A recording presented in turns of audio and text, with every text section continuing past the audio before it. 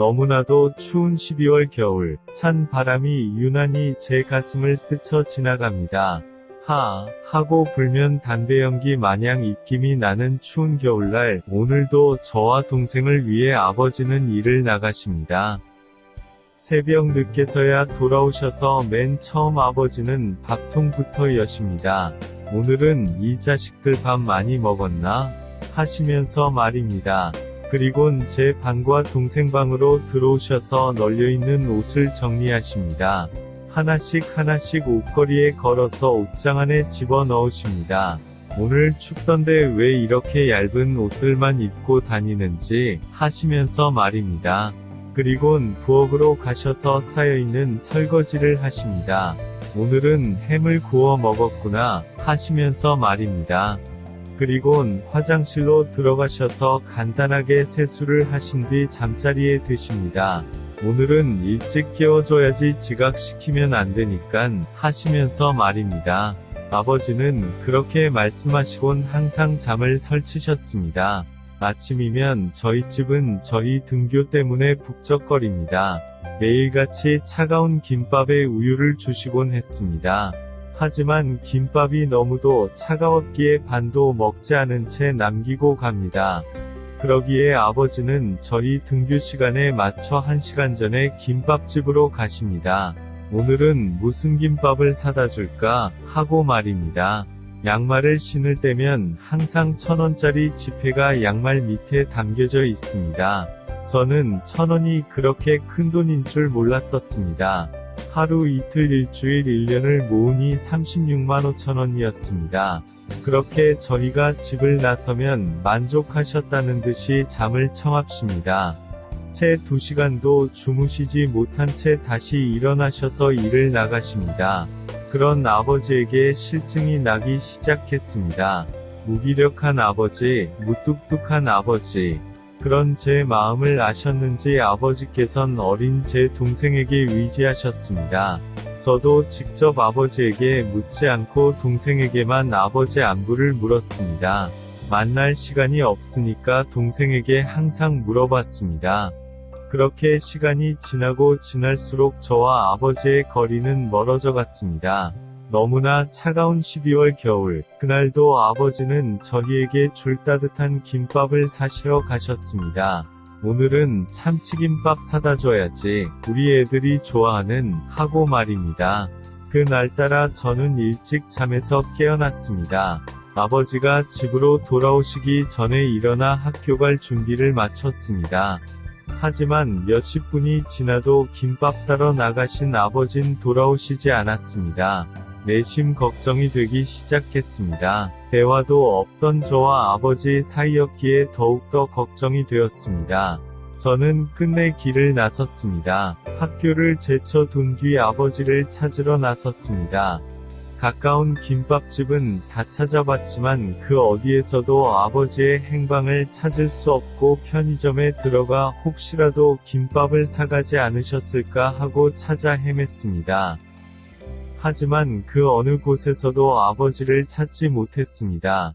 제 가슴엔 메말라버린 눈물이 치솟았습니다. 생전 연락 안 하던 이혼하신 어머니 전화번호를 머릿속 깊은 곳에서 꺼내어 번호 하나씩 눌러 전화를 걸었습니다.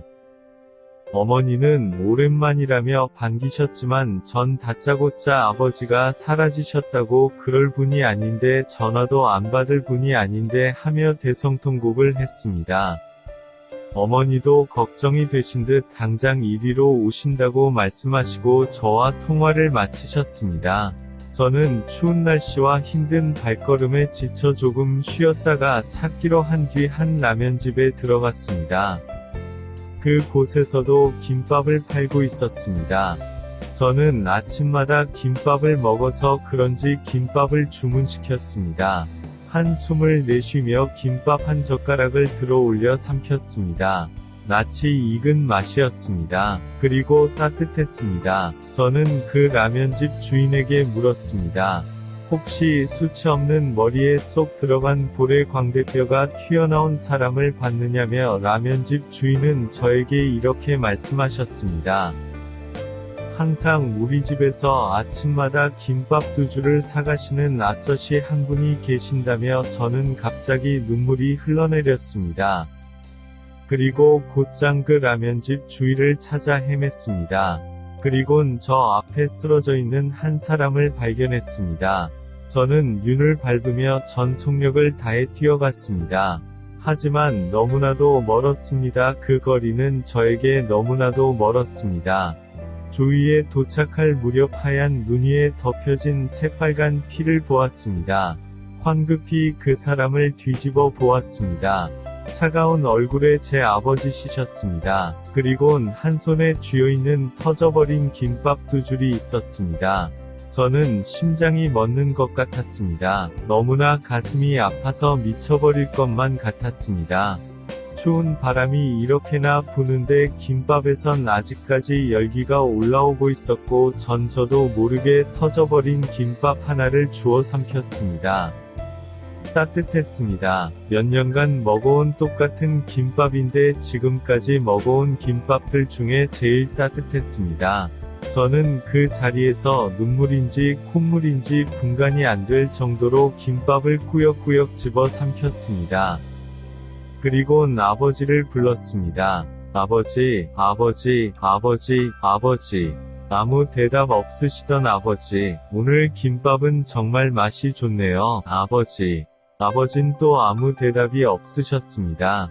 김밥이 너무 맛있어서 한 줄 더 먹어도 되죠.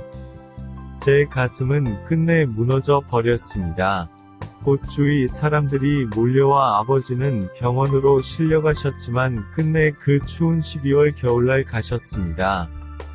며칠 뒤 병원에서 아버지가 입고 계시던 옷을 받았습니다. 무심코 바지 주머니를 뒤지다가 1,000원짜리 2장을 발견했습니다. 아직도 아버지의 체온이 남겨져 있는 것 같았습니다. 또 눈물이 나려 했지만 꾹 참았습니다. 그리곤 병원 문을 벅차고 한참을 걷다가 참고 참았던 눈물이 터졌습니다. 후회합니다. 그리고 아버지가 그립습니다. 3시간마다 저희가 걱정돼서 항상 전화하시던 아버지가, 날씨가 춥다며 목도리와 장갑을 사주시던 아버지가, 지각 안 시키려고 잠도 못 이루시던 아버지가, 차가운 김밥 대신 따뜻한 김밥을 사려고 나가시던 아버지가, 양말 밑에 1,000원짜리 지폐 하나를 넣어주시던 아버지가, 밉지만 저를 사랑하셨던 제 세상에서 제일 소중한 아버지가 그립습니다. 아버지의 체온이, 아버지의 음성이, 그리고 죄송합니다. 이렇게 못나버린 아들이 되어버린 아들이 아직도 잊지 못합니다. 그때의 아버지 손에 쥐어진 따뜻한 김밥 2줄이 다시는 먹지 못하겠죠. 다시는 그 맛을 느낄 수 없겠죠. 다시는 만날 수 없겠죠. 다시는 전화통화도 못하겠죠. 아버지 못난 아들이 이제와 용서를 구합니다.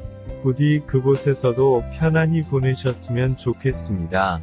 사랑합니다, 아버지.